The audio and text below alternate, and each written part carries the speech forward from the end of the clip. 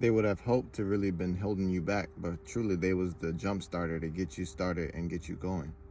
Gang, it's so important that the life lessons that we experience as we age, as we grow, mature, and develop, we honor those things like sacred classrooms, you know what I mean? I personally, growing up, used to always share my inspiration, share my ideas, share what I'm working on, share my projects. Now I don't say shit because I've recognized that people who are uninspired have selected that frame of living for themselves. I love to share what I'm doing because I see that so many people light up by what I'm doing, you know what I mean? But what I've recognized and watched over time is that the more I share what I'm inspired about with my words to uninspired people, the less inspired I get.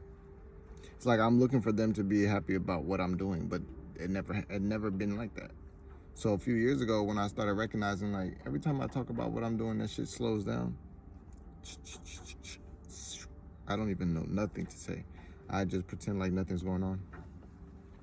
If you know what's going on, it's because your eyes work good. It's because you have discernment. It's because when you see something, you can recognize it. But not because I'm telling you, because I ain't saying shit to no one. And not a single soul on the earth getting what I'm doing. You can learn what I'm doing by utilizing your eyes to see and watch. Because what it seems like in an analogy sense, it's like you're baking a cake. I always use this analogy. It's like you're baking a cake and you know all the ingredients you need. How much eggs, how much flour, how much sugar, all of these things, right? And then it's like you want to share what you're doing with somebody nearby, your mom, your brother, your sister, your girl, your auntie, uncle, whoever. And it's like you done mix all your ingredients, you preheated your oven, and you are about to put this food in the oven. Food goes in there, boom, closes the door, right? And now you want to talk about what's so much presently in the air. You know what I'm saying? The smell of this chocolate and all these cinnamon and all these things. People can figure it out by themselves what's going on in here. But I'm like, what you making? And you tell them. Then it's like they get closer to the oven. Every single word, every single question brings them closer and closer to the oven. Before you recognize it, you open in the oven so they take a little peek in there.